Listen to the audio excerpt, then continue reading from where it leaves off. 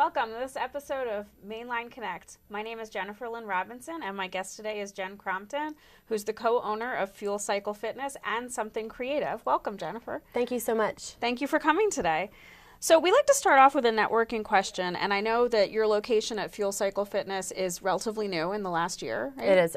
We opened January 4th. Okay, so not even a year. Yep, Yeah. 6 months. 6 months. So what is working best for you, would you say, as far as spreading the word about having a new business? And what advice can you offer other people about, what's been working for you? Yeah, so I think the biggest thing that we did in the very beginning was talk about our business as much as we could. Yeah.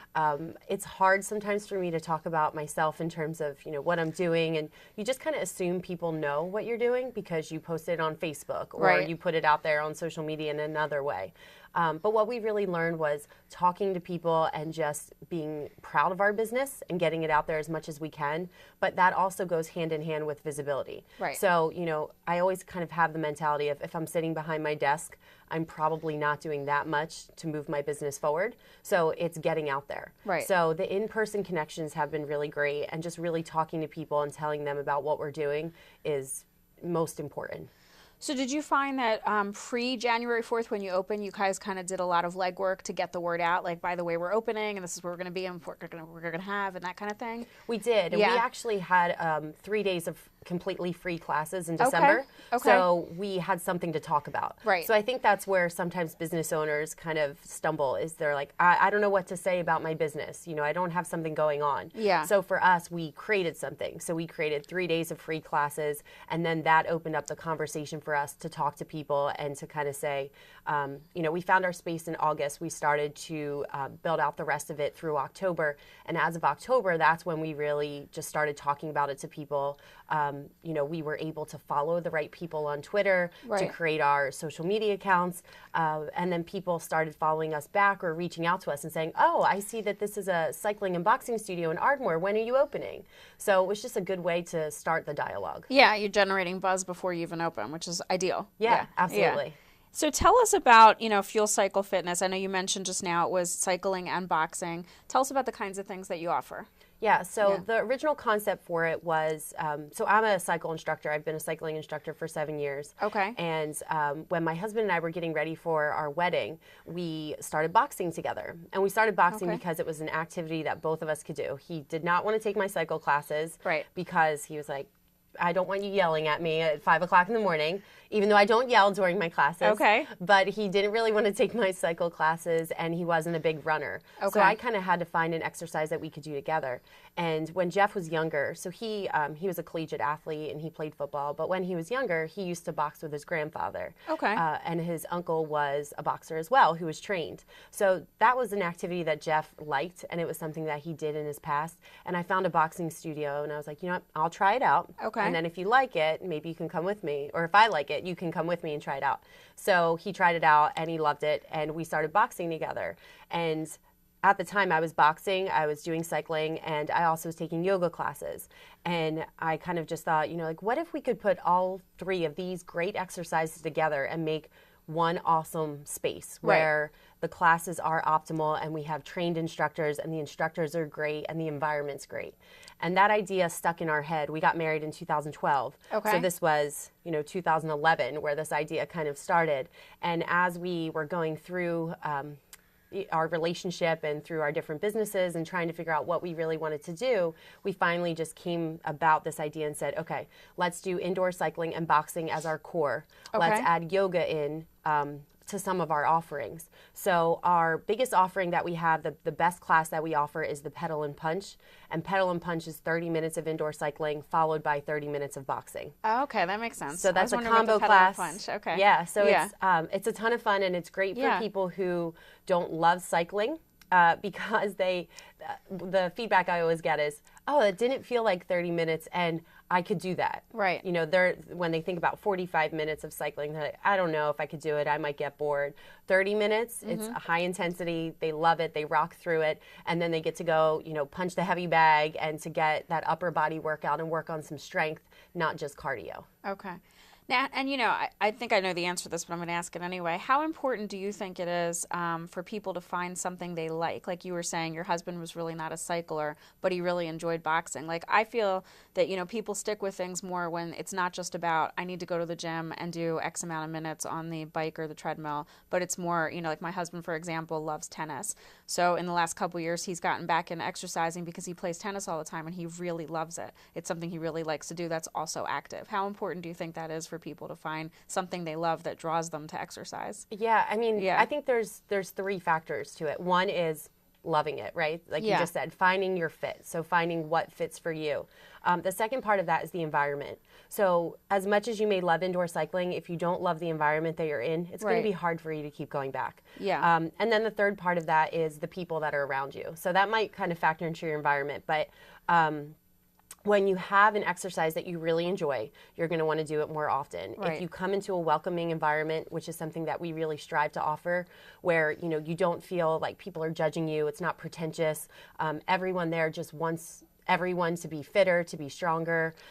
We kind of help you set some goals. Those things are really going to factor into it. And then the third part of it is the people. Right. So if you're working out with people that you enjoy working out with, when I teach classes, I feel like I'm hosting a party for my friends, because I love all the people. So I think those three factors are so important. But first and foremost, if you don't love the exercise that you're doing, or you don't learn to love it, you're never going to come back. That's what I figured.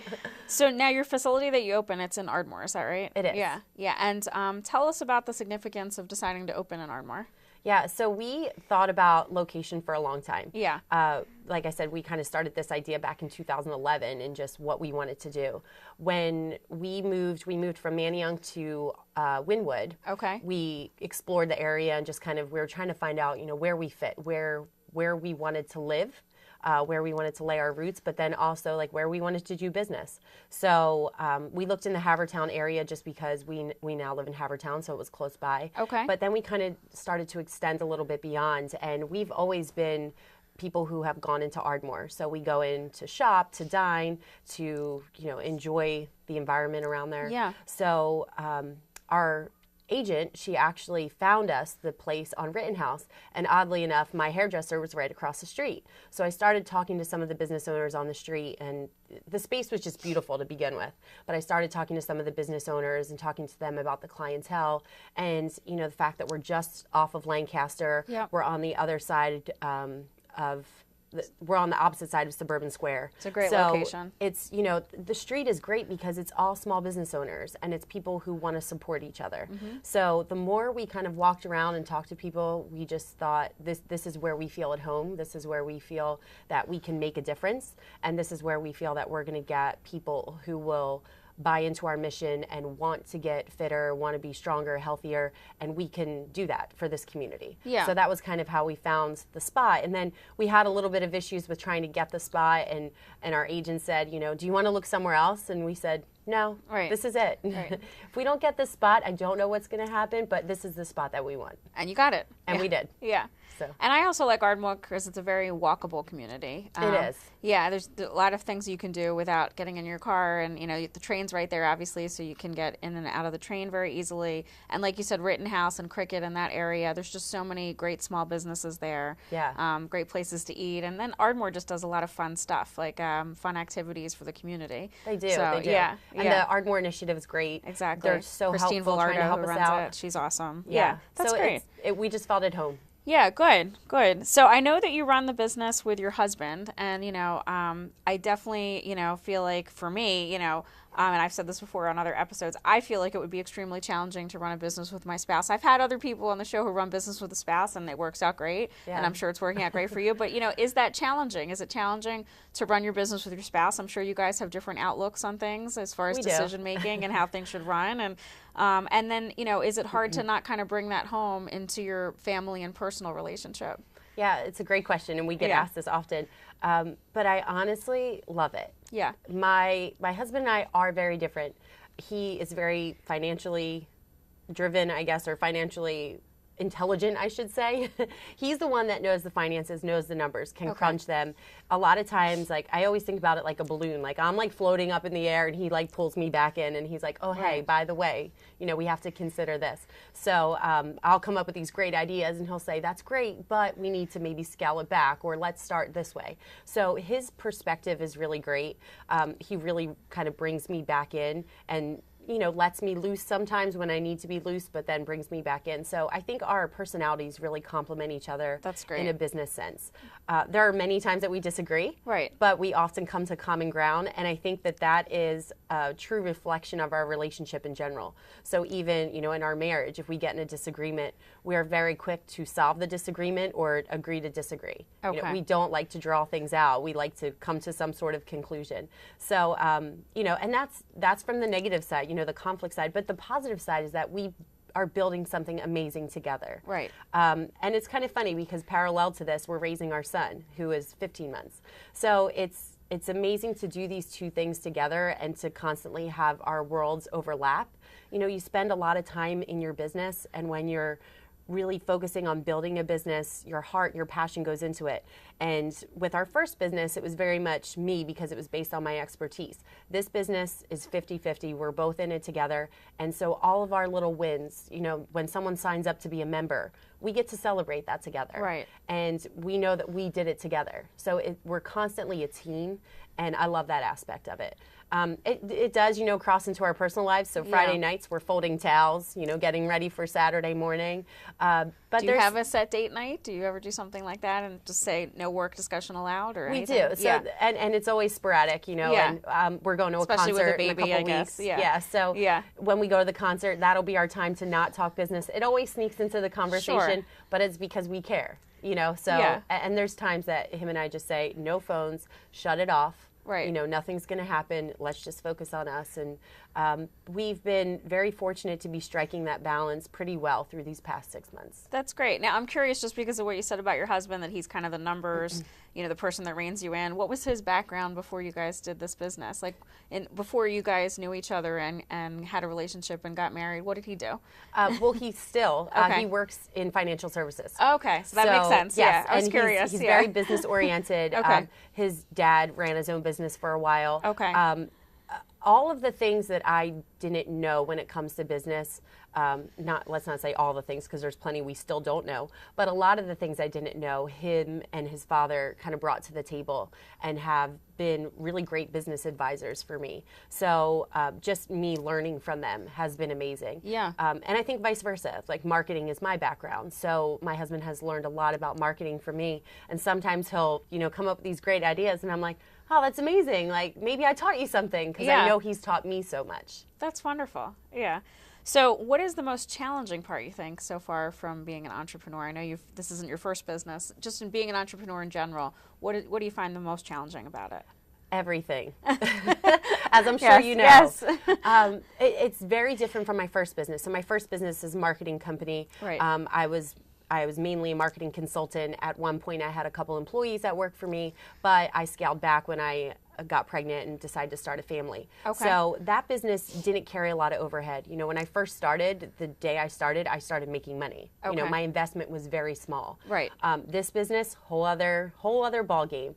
I got to the point one day where I said, oh, okay, this is how it feels to be an entrepreneur and a business owner. You know, I thought I was Yeah. one before. I always felt like I was missing something with the title. But now I really feel it. You know, now it's to the point where you're like, you pay everyone else, you don't pay yourself. Right. And that's challenging because you're putting so many hours into it and you are like, what am I getting back? And you've, you know, through your life, you've often been taught that the harder you work, the more money you make. Right. And this isn't really about the money. I mean, we want to make money, obviously.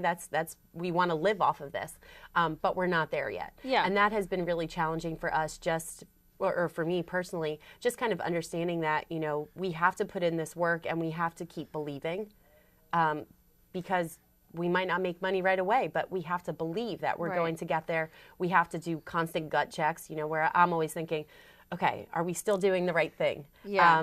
And then people come into our studio and say, that workout was amazing. I loved it. I love coming back here. And I'm like, okay, we're doing the right thing. Yeah. Yeah, I think something you said is so important too about that whole kind of building yourself up aspect. I think when you're with a company, bigger company, you have that kind of feedback. You have your performance reviews and things like that, and people will say, like, you're doing a good job, you're not doing a good job. It's much harder as an entrepreneur, especially, like you said, if you're on your own or you only have 1 or 2 employees, you kind of need to give yourself that feedback. And I have found as an entrepreneur, it's great to have at least a few organizations where you're around other entrepreneurs because they get it. Yes. And there is that constant, like, if I don't have that voice in my head telling me I can do it, I'm doing the right thing, like, nobody's going to do it for me. Yep. Yeah. So true.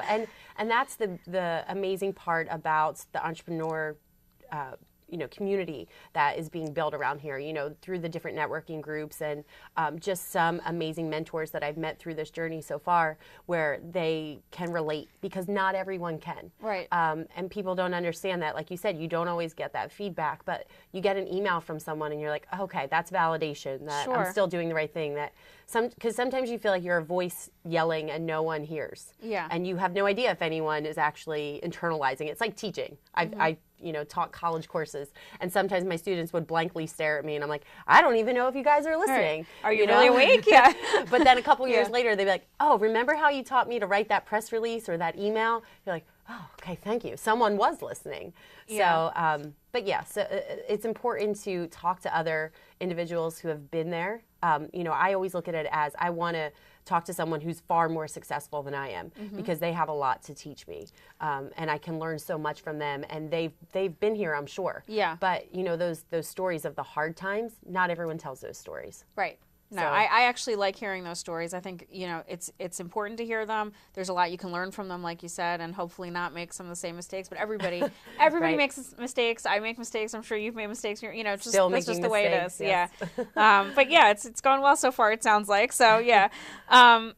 Is fitness something you've always been interested in, or is this something that's more recent? Has it always had a primary place in your life for you? Or Yeah. I've always been into fitness. When I was younger, when I was 12, I used to go for runs. Okay. I was competitive. Yeah. I played soccer when I was younger. Okay. So I've always enjoyed that physical side of things. I played soccer through college.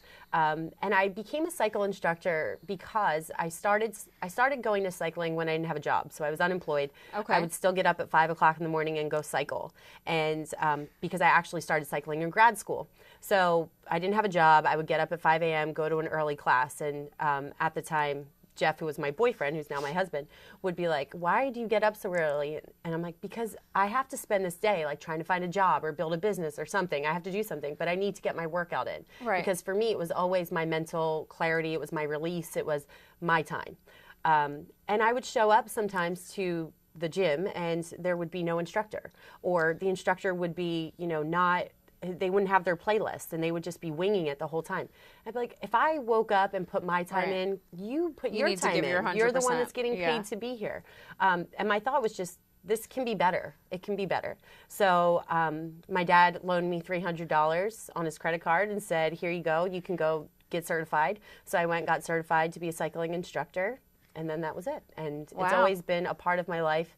I cycled all the way up until the day I gave birth. Okay. It's a true story. I went to a cycle class the day that I went into labor. My husband specifically said, don't go into labor at cycling. And you did. And a couple hours later, I waited a few hours. But when I was cycling, when I was pregnant, it was the only time I felt normal. Okay. As much as my knees were hitting my belly, I felt strong. Yeah. I wasn't the strongest I've ever been because I was lugging around an extra, 30 pounds or so. But I felt normal. I felt amazing. I felt great. That was how I knew that it was something that I really wanted to continue, that I wanted that part of my life to be bigger. Right. Yeah, I think, if you talk to like healthcare professionals, a lot of times they'll tell you if you're a runner or a cyclist or if you have something you regularly do and then you get pregnant, it's perfectly fine to continue with it unless there's, some kind of medical issue. It's the people that don't do anything and then I guess, get pregnant and then decide, I want to try to run a marathon. Like probably not, a great idea if they weren't like a runner before. But for you, you were just continuing. Aren't used to it. Right. And, so I just kind of, I had to scale back. Right. I learned a lot of lessons. I learned, humility. I learned in my first run that it was the Rocky Run, and I was pregnant. Okay. And I learned that I no longer ran my life, that when I had to stop and use the porta pot 3 times during my run, it wasn't about my time. It was about listening to my body. Yeah, well, that's important. So my son was like, oh, hey, you have to use the restroom. And I was like, Yeah. guess I'm not getting a good time. And I was like, okay, so now I learned how the rest of my life's going to be. You know, son's priority. So, and also something you said that really struck me was, you know, that you were unemployed and that you were going to cycling at 5 a.m. That takes such discipline.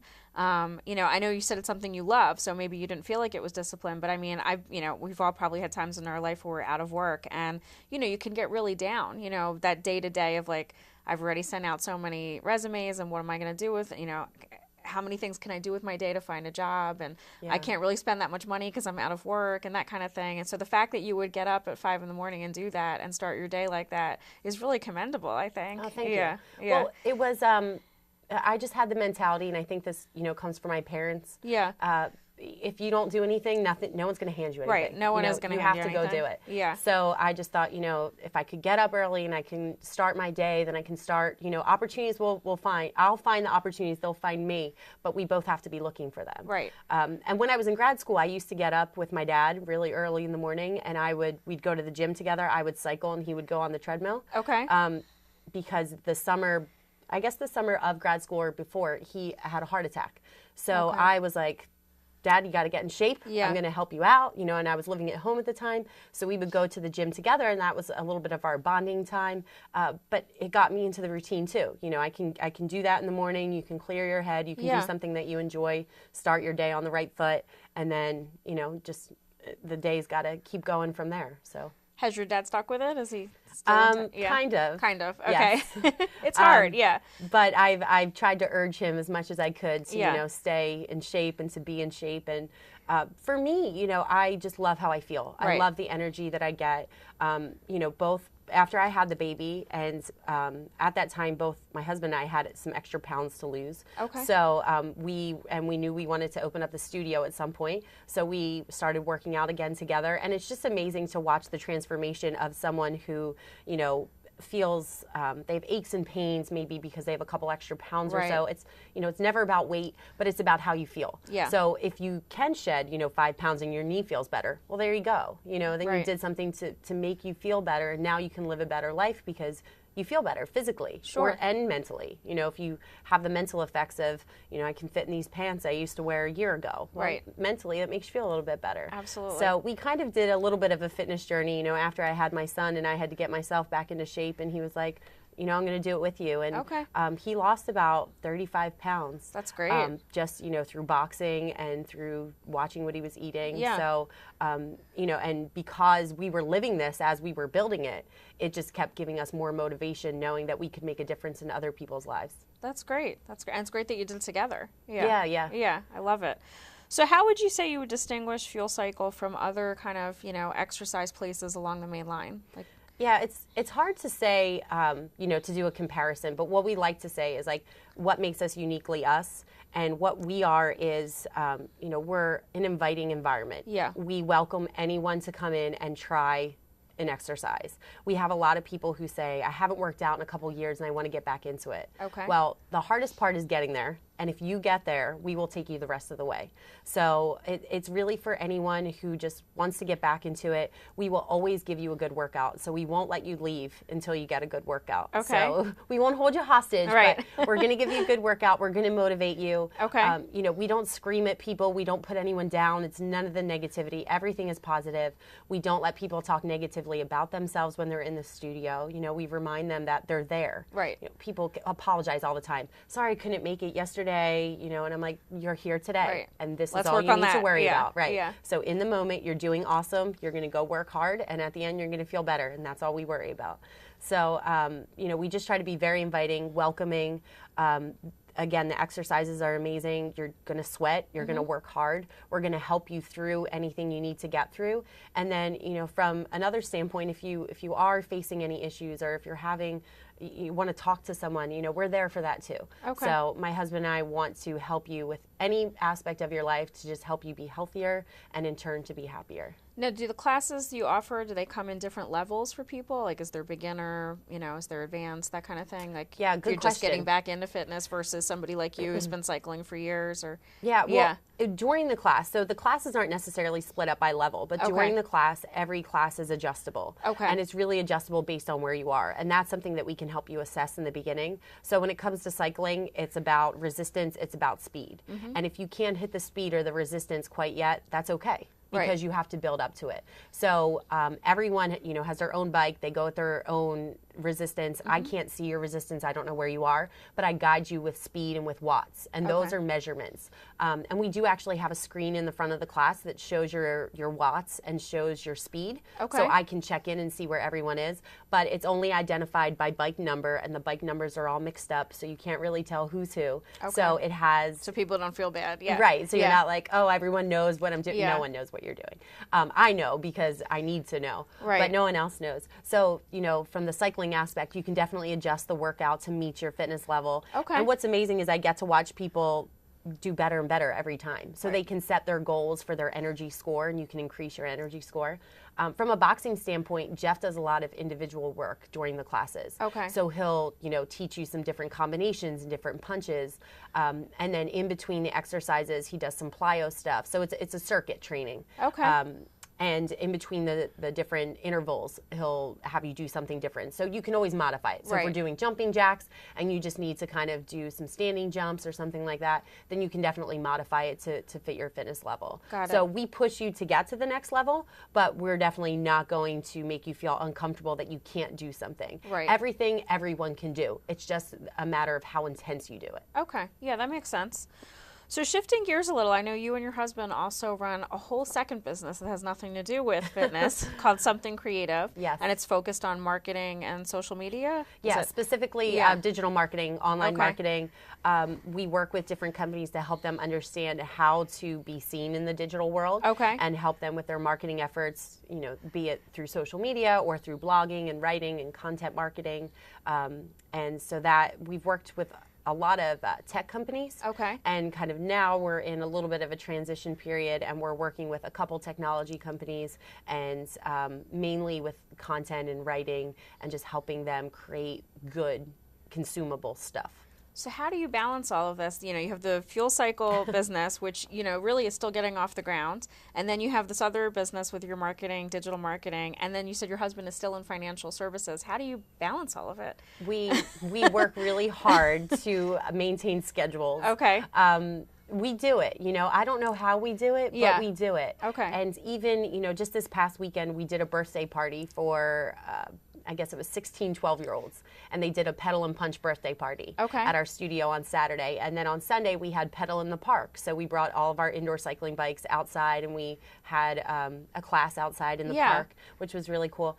And at the end of the weekend, I guess yesterday morning, Monday morning, my husband sent me a text message and said, awesome work this weekend. We did all of it. We were able to run our business. We spent time together. We spent time with our son. Right. And we made sure that, everything got done.